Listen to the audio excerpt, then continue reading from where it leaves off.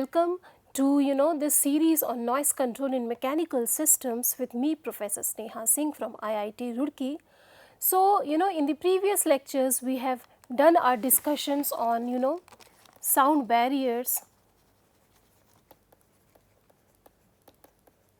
and sound enclosures, where this is like provides partial coverage to listener, and this provides full coverage to the listener against some noise sources, and they both are made of materials which have high transmission loss and are supposed to block the sound waves from transmitting to the other end. So, today we will solve some numerical problems based on the working of acoustic barriers and acoustic enclosures. Okay, so in order to solve the problem, I will quickly recap the mathematical formulations of the performance by an acoustic enclosure. So, for acoustic enclosure, noise reduction is used as the performance measure, and when the enclosure is built in order to enclose the source, then that becomes a source enclosure, and this is the noise reduction formula, which is the transmission loss of the material used for making enclosure plus 10 log 10 of the total surface area of the personal room multiplied by the average absorption coefficient of that room divided by the total surface area of enclosure. And for personal enclosure, the noise reduction is given by transmission loss of that material which is used for building the enclosure plus 10 log of simply alpha bar. And hence, because S2 is always greater than SE, therefore, the noise reduction of the source would be greater than the noise reduction of the enclosure, personal enclosure barrier. So, noise reduction of the source enclosure of everything same when provided all other conditions are same, and the same enclosure when used on the source will provide a greater noise reduction compared to when it is used to cover the personal, okay, because S2 will always be greater than SE, and hence this value would be higher than 1, and this term is going to increase compared to this term. Then the performance of acoustic barriers, they are measured using the insertion loss, and for a typical outdoor acoustic barrier, this is the big formulation for the acoustic barrier insertion loss, and for a highway barrier there is slight tweaking to the above formulation to give us this, where this is the diffraction coefficient given by this mathematical function, where this being the Fresnel number, and this tau is the transmission intensity coefficient of the material that is being used to construct that barrier, and A plus B gives you the total path once the barrier is installed, and D gives you the path length, the shortest path length between the source and the receiver without the barrier, A plus B being the shortest path length with the barrier. So, if suppose this is your source, this is your receiver, and you have some barrier in between them, then this is your D, and this becomes your A, and this becomes your B. So, let us solve the very first problem. An enclosure of dimensions is built for a factory room with the dimensions as given here, and it contains the machinery source as well as the workers working inside that factory room, and the wall material of the enclosure has a transmission loss of 22 decibels, and the average absorption coefficient of the factory room is given to be 0.8. So, there are two cases, let us say case A and case B. What is the noise reduction if the enclosure is used to cover the workers from the machinery? So, we have built the enclosure of a particular material and we are going to install it in this factory room. So, first we use it on the personals or the workers, and we enclose them in this enclosure and find out the noise reduction. Then we use the same enclosure and put it on the machineries, and then we find out the noise reduction. So, hopefully in the part B there should be higher noise reduction because now we are using it on the source. So, let us start with the first case, okay. Case A, when enclosure is used on the personal or on the workers and it is enclosing the workers.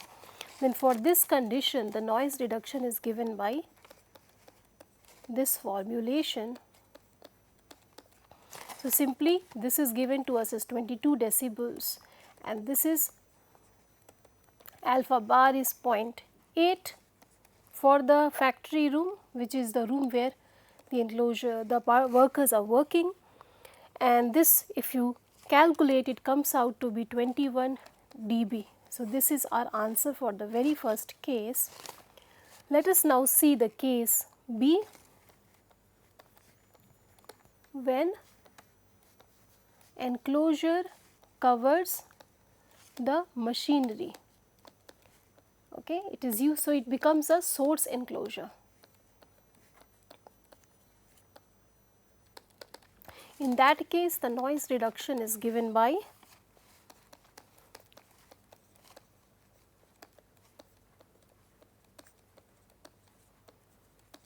okay, here S2 is what? The surface area, you know, the internal surface area of the factory room, because that is the room where the personals are located, that is our S2, and we can find this out from the dimensions of the room. So, this is the dimensions of the room, okay, 20 cross 30 cross 10. So, the internal surface area, you can find it out, this is the surface area, it will become the surface area of that cuboidal room. So, it will be simply, we have two surfaces of 30 cross 20 plus two surfaces of 30 cross 10 plus two surfaces of 20 cross 10. So, all the 6 surfaces of that cuboidal room we have obtained. So, the total surface area in meter square would come out to be 2200 in the SI unit. So, if unit is not given, you can take it as the SI unit. Now, we find out the internal surface area of the enclosure, and the dimension of the enclosure again is given to us. It is this 10 cross 10 cross 5.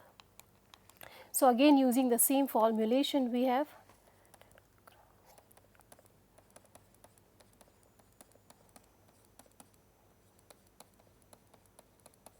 which gives us 400 meter square. So, now let us use it to find out the noise reduction of this case in the above formula.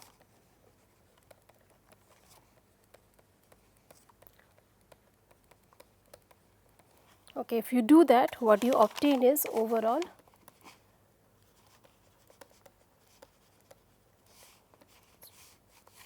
okay. So, the noise reduction increases when the same enclosure is used to cover up the machinery rather than to cover up the personnel. Okay. Okay, let us move on to the very next question. Here the noise level in a reverberant factory room is 85 decibels without any enclosure. So, we have a factory room environment closed.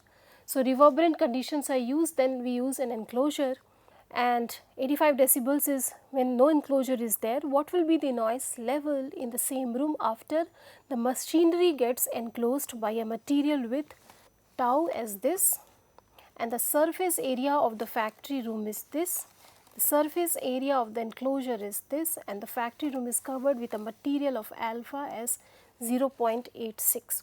So, here what we are doing is we are installing an enclosure to cover the machinery. So, we will use the performance of source enclosure. So, here it is the case of source enclosure. So, the net noise reduction, which means that the SPL without enclosure minus the SPL with enclosure is given by this formulation.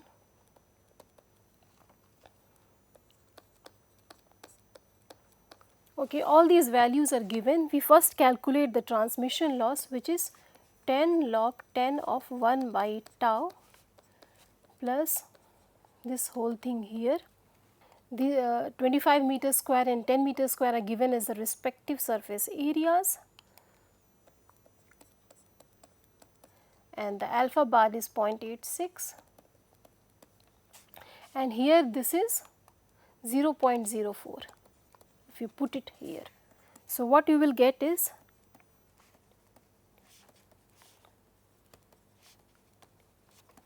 so 17.3 decibels is the net reduction in the noise, which is the SPL without enclosure minus SPL with enclosure, and now the without enclosure SPL is given to us as 85 decibels.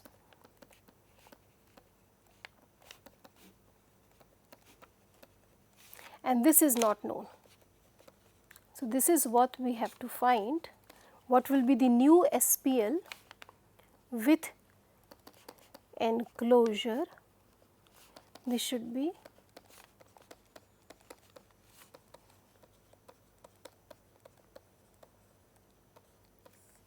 so this becomes our answer for what has been asked, the new noise level in the room. So, the noise level reduces from 85 to 67.7 decibels. Okay, let us go to problem 3. So, here this is the case of a barrier placed between a highway and a nearby residential area. So, automatically what is this barrier? It is the case of a highway barrier. So, we will use the highway barrier formulation, and the distance between the highway and the receiver is given to be 30 meters. This becomes our D, and the barrier is placed 10 meters away from the road, and it is 5 meters high. The transmission loss due to the material of the barrier at this particular frequency is 38 decibels, and the insertion loss you have to find out when the barrier is installed. What will be the insertion loss? You can take this as the speed of sound. So, let us see here. We know that for this highway barrier we have to find the insertion loss. Okay.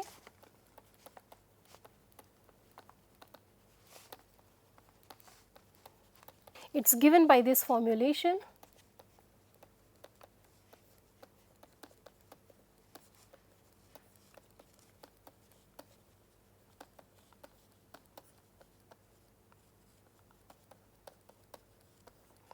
Each of these quantities we will first find out separately. So, let us give it as the equation 1, and we need to find out all of these things from the information provided. So, D is the shortest distance between the the source, which is the highway road, and the receiver, which is that residential area, and the direct distance between the two. So, it is said that the area is 30 meters between, say that is the distance between the two. So, the D when there is no barrier becomes 30 meters. So, let us say this is our highway road, which is the source. We have some barrier and we have a receiver, okay, and the distance between the two is given as 30, and the barrier has been installed 10 meters away from the road, which is the source, and 5 meters high it is. So, given that, let us assume that this 5 meters and the source and the receiver are very much close to the ground. So, what we have here is that because the height is not given, so this is given to us as 10 meters. So, automatically this thing will become 20 meters, okay, and this height is given to us from the ground above as 5 meters. So, we have to find A plus B, the new pathway, okay, this one, okay, this is your A and B. So, you can use the Pythagoras theorem, A and this height if you take as approximately 5, then one triangle we have, A will come out to be root of 10 square plus 5 square. Okay, so the value comes out to be close to 11.818 meters. B when you take, the value comes out to be close to 20.62 meters. Okay, given that this source to here, this is 10 meters and this is 5 meters. We simply use the Pythagoras theorem on the two triangles. Okay. So, we have found this, this and this. Now, let us find out what is the diffraction coefficient and tau. Let us first find out tau, it is easier to find. The transmission loss might be given to us, it is given as 3800 at the frequency of interest. So, we know that TL is what? It is 10 log 10 of 1 by tau, and this is given to you as 38 dB. So, now tau you have to find out as a number. So, 1 by tau, if you do it like this, it is, take it 38 by 10 into 10 to the power, right, just solving it. So, tau will become 1 divided by 10 to the power 38 by 10. So, simple solving of this algebraic equation.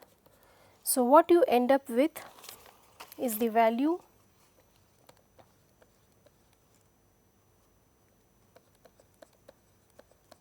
okay. There is no sort of unit to this, it is a fractional quantity. Then let us find out the diffraction coefficient. So, now we have found this, the remaining unknown is CD, and to find that we first need to find the Fresnel number, okay, because CD is given by this formulation. It will have a value of this whenever n is smaller than 12.7, and when it will simply have a value of 0.04 when n becomes greater than 12.7. And where what is n here? This is the Fresnel number. This is its formula. So, here the frequency of interest is 1500. So, f becomes 1500. A, B and D we have already found here. So, let us input these quantities to find the Fresnel number.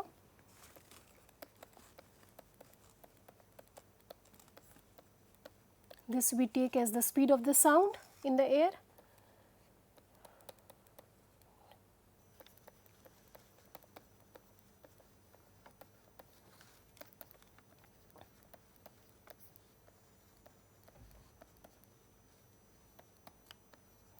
So, if you solve this, I think this is the number that you get.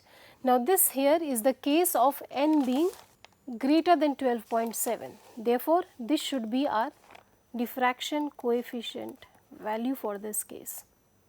So, now we have found the last unknown. Let us put all of these into the first equation. So,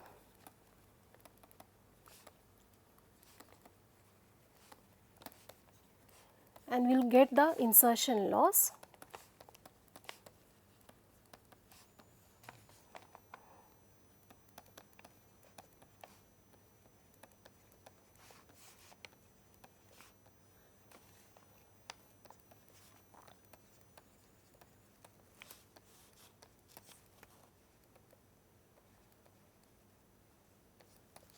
Sorry, so this should be 0.0004.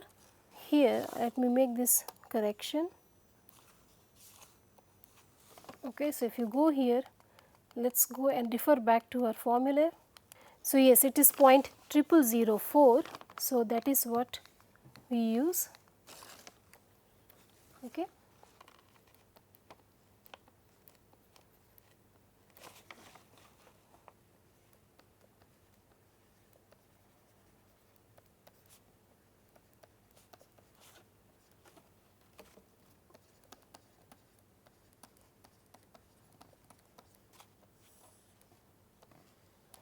Okay. This entire thing, if you solve it, you know, hopefully this is what you should get. The first term comes out to be close to this much, second term comes out to be close to this much, and the overall insertion loss for this highway barrier is 18.3 decibels. Okay. So, that is what we had to find. Fine, okay, and this is at 1500 hertz. Okay, as the frequencies change, your n is going to change. hence your CD will change and the value is also going to change. So, insertion loss is a function of frequency. At this particular frequency, this is the value which we are getting. Okay, so the last problem for this particular lecture is, we have a barrier, and here it's not a highway barrier. You can see it's a machinery source, some transformer machinery is being used, and the barrier is placed between that machinery source and the personal working, okay, and it's an outdoor environment, and the sound power spectrum of the machinery at the different frequencies is given. At the same time, the transmission loss of the barrier material is given to you. You have to find out the insertion loss due to this barrier installation. So, now we know that insertion loss is a function of frequency. So, at different frequencies it will have different values. Okay. So, you have the table, you can use the table and find out the insertion loss at each of the given frequencies like this. So, for this, just for demonstration purposes, I will solve for the case of 1000 hertz, and in the same way you can follow and do it for every frequency. So, in that formulation, other values will be the same when you calculate the insertion loss, only the CD, which is the diffraction coefficient, will change with the change in the frequency because of the change in N. So, you will keep all other values same, you will keep changing CD based on what frequency it is operating, and accordingly you will get a particular insertion loss value. So, let us do the sample calculation for one frequency.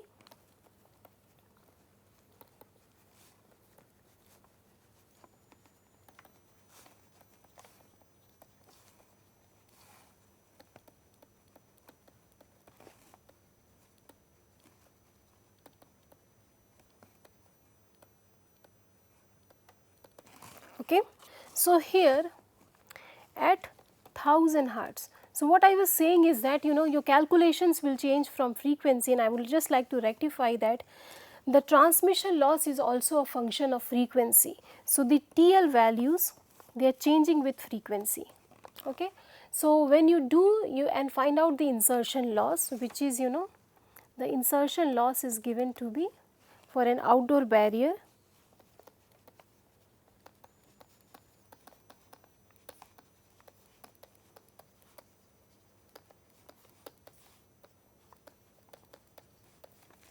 So, here with the change in frequency, this quantity will remain constant with the frequency, and here because these values are changing, so they change with frequency because the TL is changing with frequency.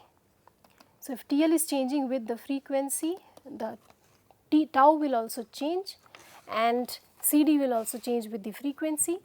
So, let us see for 1000 hertz. Okay, let us first find out the various quantities, which is A, B and D. So, here we have the distance D is given to be 30 meters between the two. Let us find out the value A, this is our A and this is our B.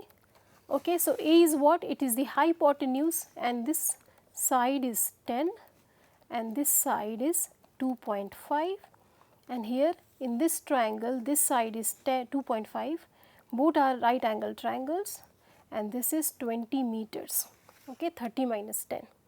So, by Pythagoras theorem,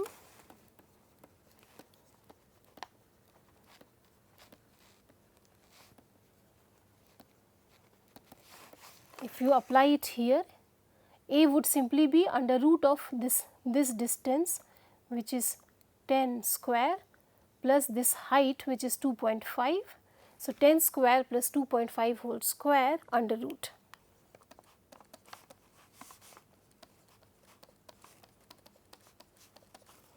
Okay, if you do this, let us see what the value comes out to be. This is what you get, and similarly B, again we use Pythagoras theorem and find out the hypotenuse of this right angle triangle, 20 square plus 2.5 whole square and then the root.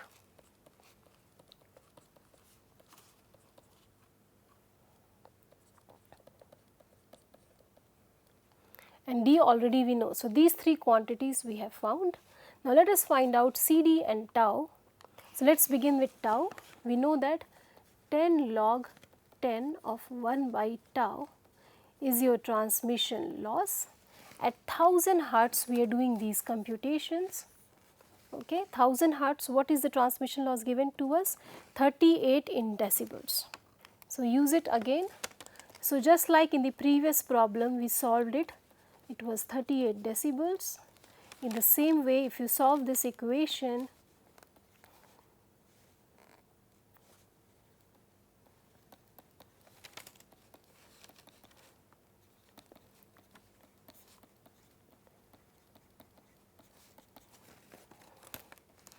okay, let me write it better way. So if you solve it again like the previous question, this is the answer you are getting for tau. And CD, for CD first we calculate the Fresnel number at 1000 hertz. Let us see what it is. A plus B, 10 point, this values here. So we use the values of A and B that we are finding, this and this.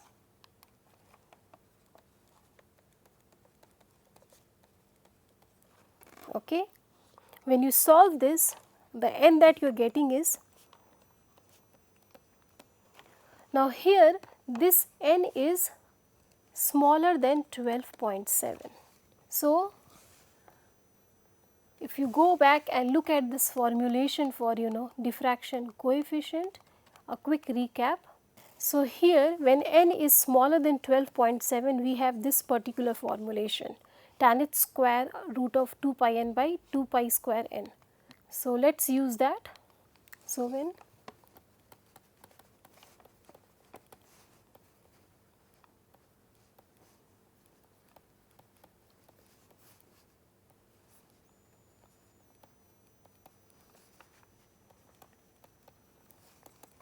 if you put the value of n, which is 2.7294, in this particular equation, what you get is, it should be tan h square of this quantity here. Okay, so the root of 2 pi n with n being 2.7294, this is what you get, divided by into n, which is this thing.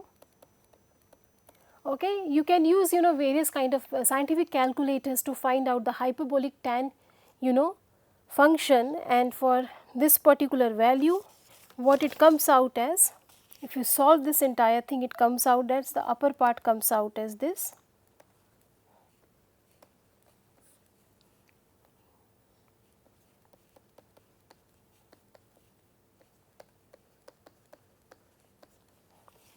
Which means that CD comes out as this value here. Okay. So now we have solved for all the unknowns in this equation, this and this as well we have found. So we can simply punch it to get our insertion loss.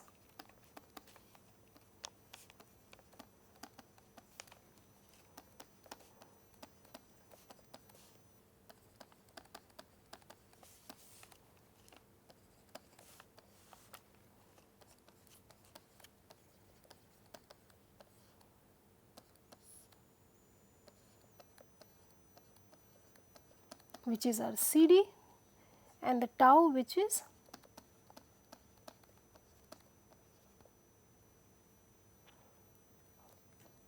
five. Here this is our CD, this is our tau. Okay. So when you solve this equation, this is what you will get.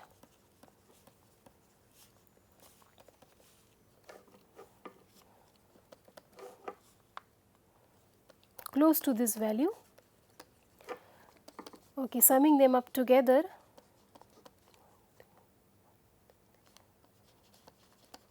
this is your insertion loss for the first case, and like this you can solve for the rest of the frequencies. Now with for both these equations, now both the solutions, what we observe that the very first term of insertion loss, the value comes out to be very small, because typically we do not have barriers which are very high, like 15, 20 or 500 meters. So the value of the first term is typically very low compared to the value of decibels of the second term. You can observe it here as well as in the previous question. You can observe that again, the contribution to insertion loss because of this first term is very small compared to the contribution due to the second term. Okay. So that is one note you can take over here. So let us make that note here, that this has higher, much higher contribution to insertion loss in both these cases. For most of the practical barriers, obviously if you had a very high barrier, the sinks would change, but in general we do not have barriers more than 3 to 10 meters high. So in these practical in practical cases, the contribution due to the second term is coming out to be much higher than the first term. Okay. So sometimes for what engineers do is that sometimes for a short heighted barrier, they typically evaluate just the second term and get a very close estimate of the overall insertion loss. So that is some practice that some noise control engineers do, that just using the second term they can give us a very close estimate of the insertion loss. So basically here the only this term it can be closer to. So anyways, we have obtained for the 1000 Hz. In the same way you can obtain it for the rest of the rest of the cases. So I think this is how we have solved it. So when you solve it like this, you can get the value for the rest of the cases. I think it is better to erase this so that it is visible.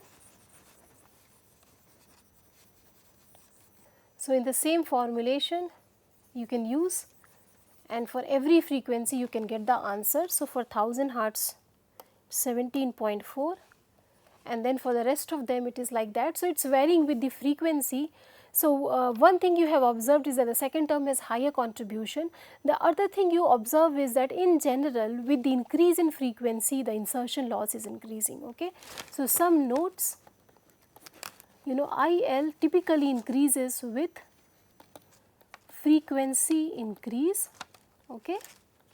And IL can be very closely approximated to the second term of the equation.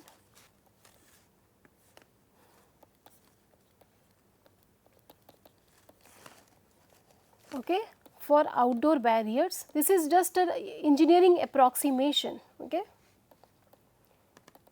But it's always advisable to calculate the entire thing, but just for a quick estimate this can be done, because the second term is usually much higher, given that barrier height is typically smaller than 5 meters or up to 5 meters. You can take that approximation for outdoor barriers. In the same way for highway barriers, again you can take that approximation.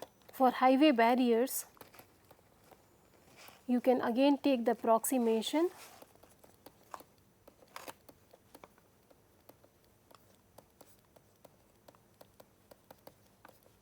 given that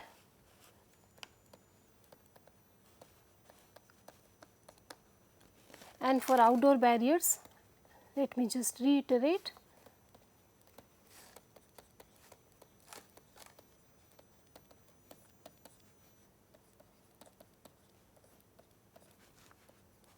Okay, for the same condition, okay, and IL increases with increase in the frequency. Okay, so with this I would like to end this lecture. Thank you for listening.